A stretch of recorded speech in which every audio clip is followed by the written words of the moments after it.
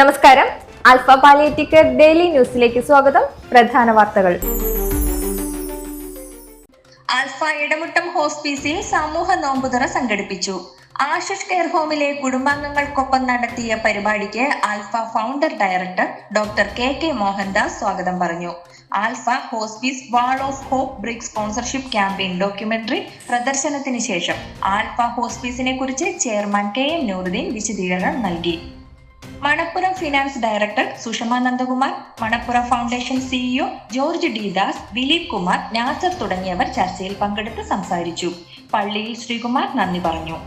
Cancer രോഗികൾക്കായി തന്റെ മുടി മുറിച്ചു നൽകണമെന്ന 9ാം ക്ലാസ് വിദ്യാർത്ഥിനിയുടെ ആഗ്രഹത്തിന് പിന്തുണയുമായി ആൽഫ കൊടുങ്ങല്ലൂർ സെന്റർ. കൊടുങ്ങല്ലൂർ അഴീക്കോട് മോനോൻ ബസാർ ചാലിൽ ഹാരിസിന്റെ മകൾ റംസിയാണ് തന്റെ ആഗ്രഹം സെന്റർ ഭാരവാഹികളെ അറിയിച്ചത്. എറിയാട് ഗവൺമെന്റ് KVHS വിദ്യാർത്ഥിനിയാണ് റംസിയ.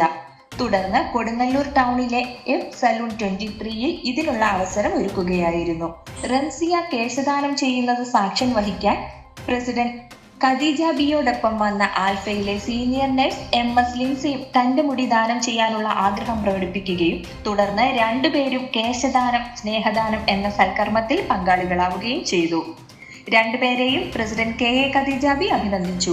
കേശദാനം ചെയ്തതിനുള്ള Thrissur Amala institute of medical സയൻസിന്റെ സർട്ടിഫിക്കറ്റും വിതരണം ചെയ്തു. ആൽഫ മാള ലിങ്ക് സെന്റർ പ്രത്യേക യോഗം ചേർന്നു. പ്രസിഡന്റ് AA അഷ്റഫ് അധ്യക്ഷത വഹിച്ചു. Secretary Lissy Johny, treasurer doctor Raju Varghese എന്നിവർ സംസാരിച്ചു. സെന്റർ നിർമ്മിക്കുന്ന പുതിയ കെട്ടിടത്തിന്റെ തറക്കല്ലിടൽ ചടങ്ങ് മാർച്ച് 14 നടത്താൻ തീരുമാനിച്ചു.